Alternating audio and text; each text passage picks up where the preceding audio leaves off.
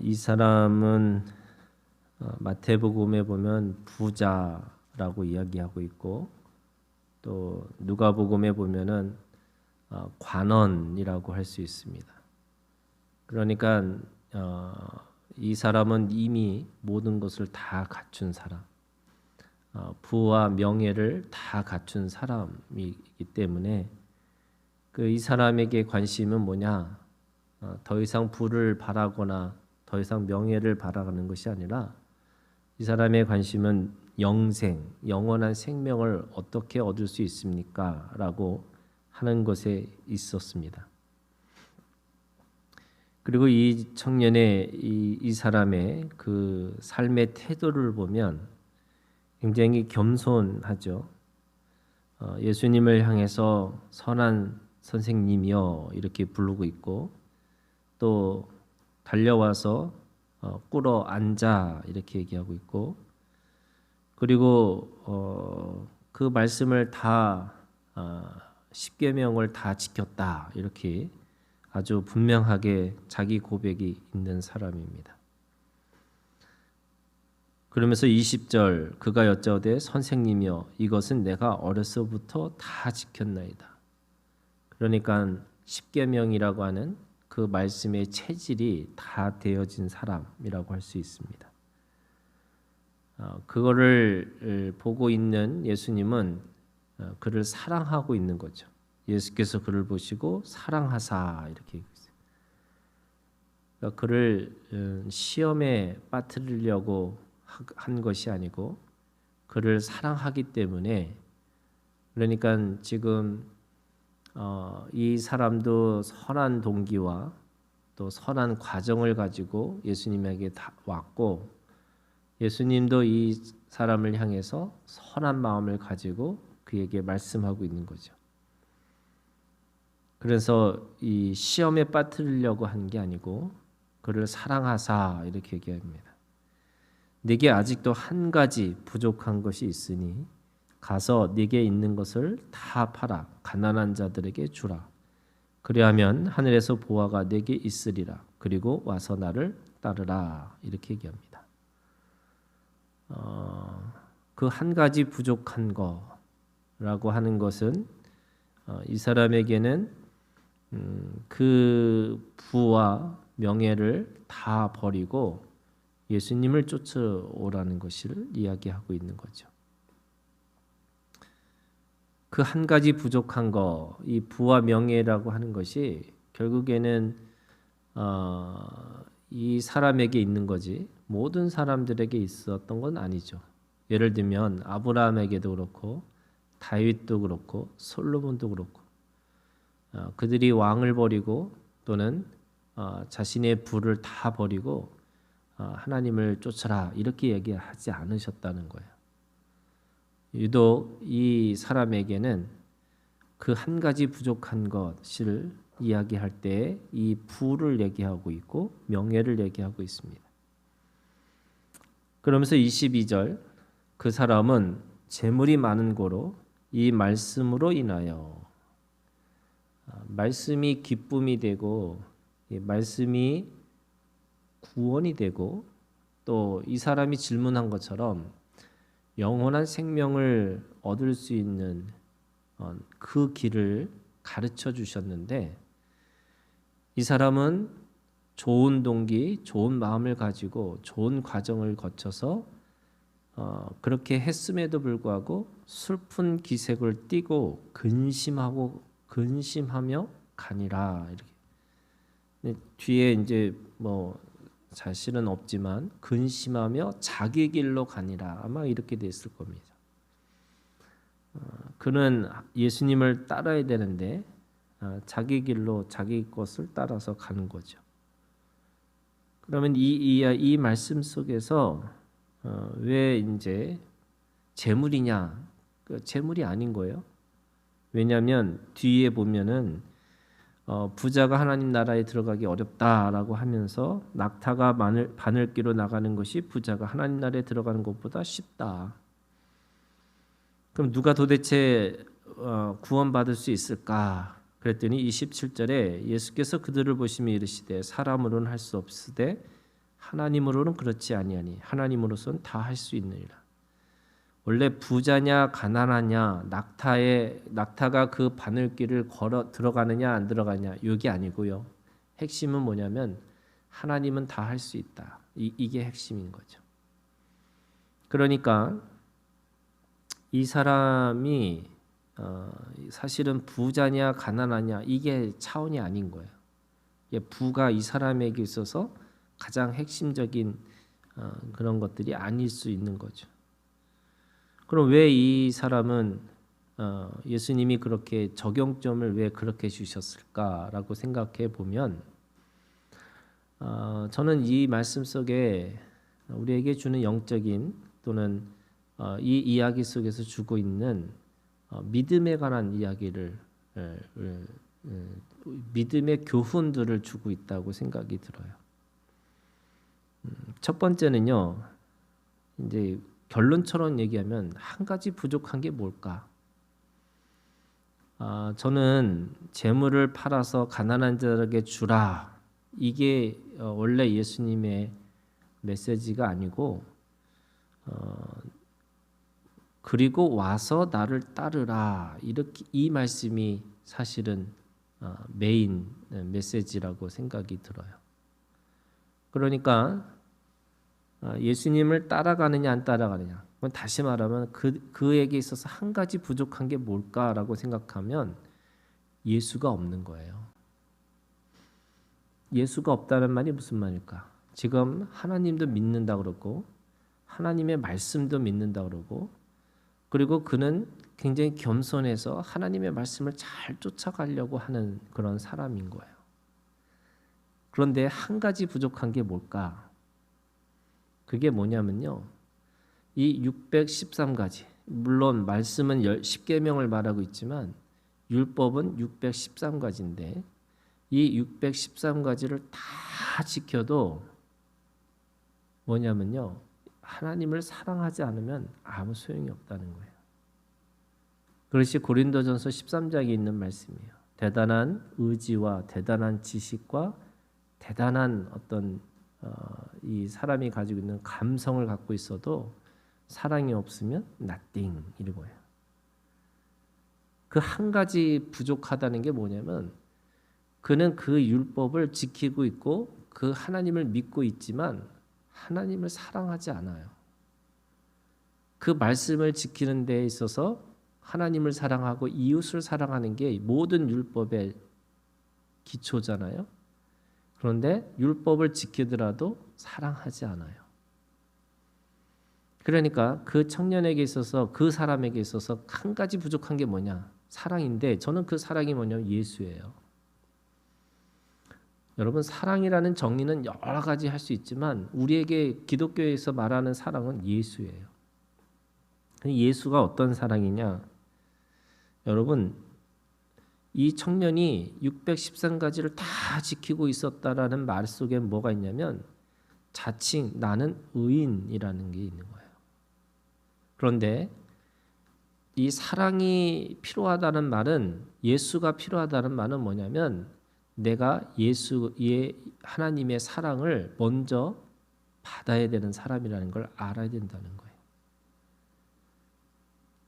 그 사랑이 없으면 내가 어떤 것을 하든 상관없니 못 미치는 거예요. 인간이 가지고 있는 도덕과 윤리로는 절대로 하나님의 기준 가운데 있을 수가 없어요. 그래서 율법을 통해서 뭘 배우느냐? 나의 연약함과 나의 부족함을 경험해야 된다는 거예요. 그게 예수예요. 우리가 어떤 문제 속에서 이 문제를 어떻게 해결할까라고 우리가 아무리 발버둥치고 대단한 방법을 알고 있는 것처럼 보이지만 결국 그거는 우리가 하나님이 우리 가운데 오셔야지만 되는 거예요. 은혜가 아니면 아무것도 할 수가 없어요. 하나님의 사랑이 내게 오지 않으면 그 아무것도요 다 소용이 없어요. 그러면 이 청년에게 있어서 뭘 얘기하고 이 사람에게는 뭘 얘기하고 있냐면 단 한 가지 나는 하나님의 사랑이 필요 없는 사람이에요. 이거 얘기하고 있는 거예요. 왜? 내가 다 할 수 있어요. 내가 다 할 수 있기 때문에 이제 뭘 할까요? 내가 뭐든지 다 할 수 있습니다. 이건데 예수님이 그러는 거예요. 사랑하면 따라오라고. 사랑하면 네 거 다 버리고 나를 따르라고. 그에게는 그게 뭘로 보였냐? 그거는 부로 보이는 거예요. 자기가 가지고 있는 게 뭘까? 그러니까 부와 명예잖아요. 부는 뭐냐면 가난한 자에게 주라는 거예요.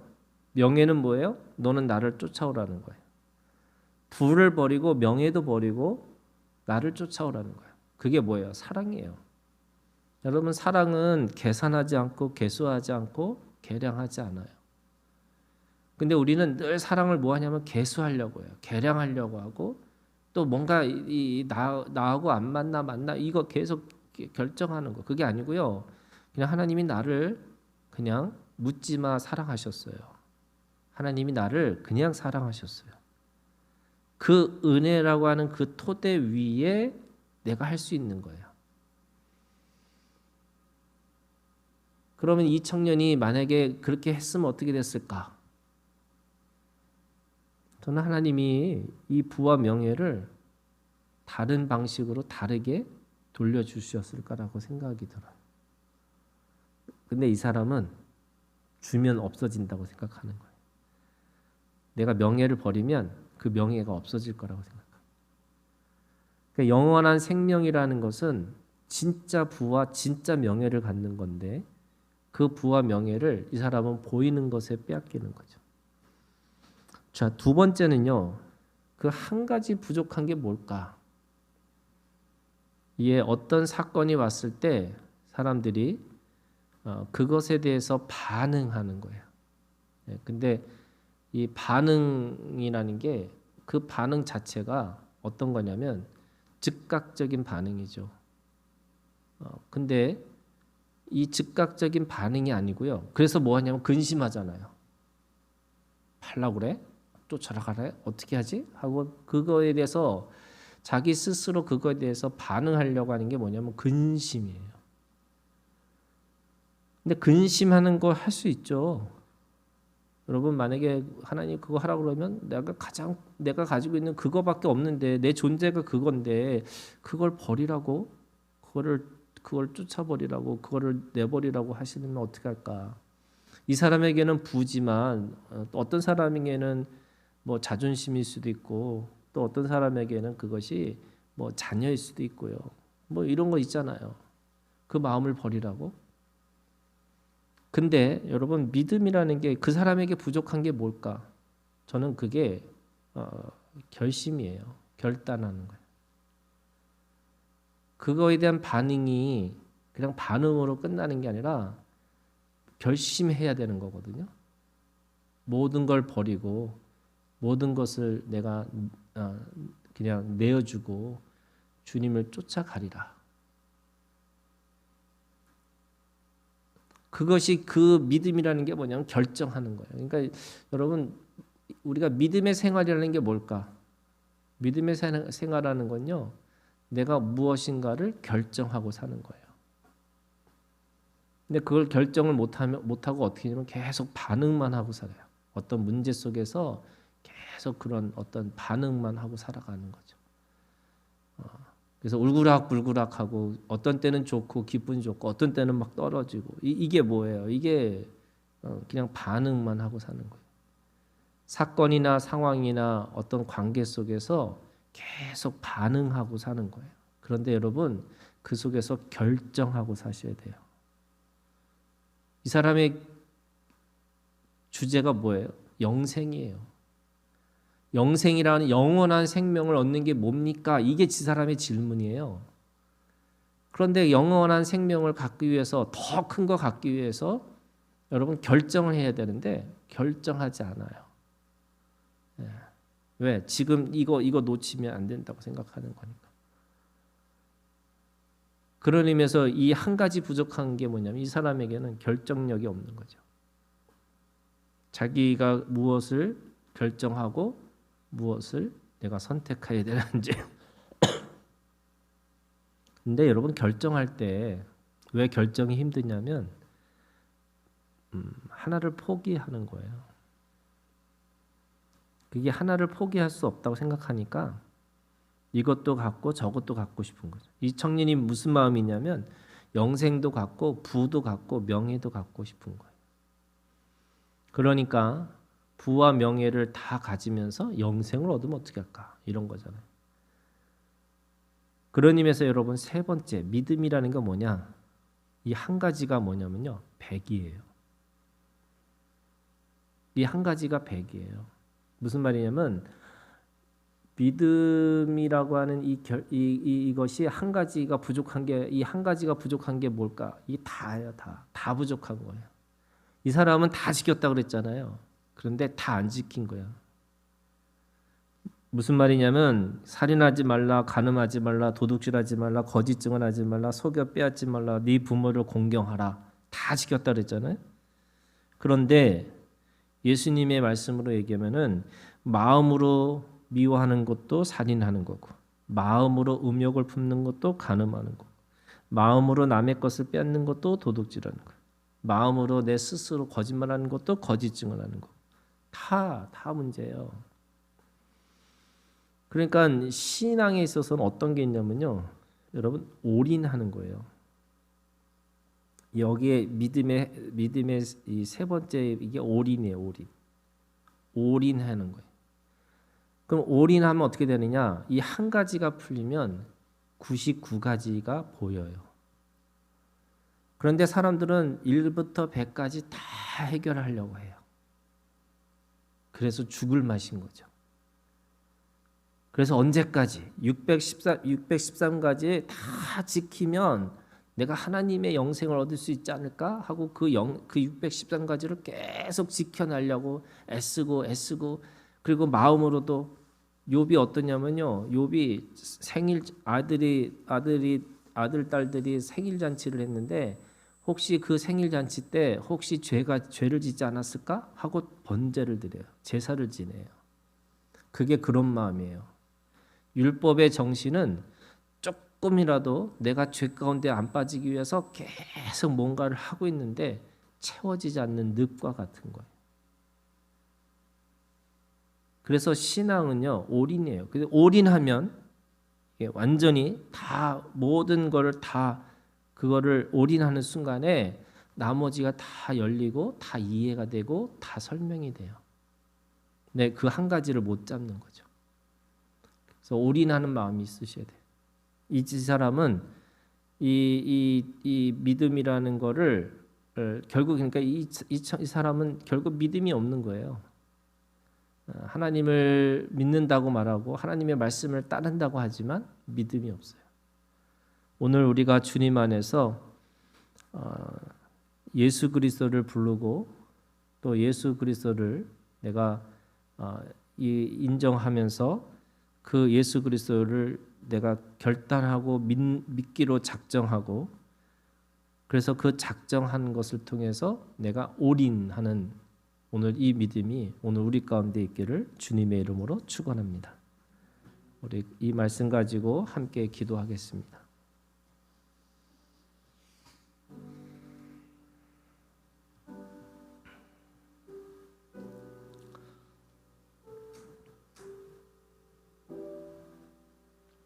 여러분 이 시간 우리가 함께 기도하겠습니다.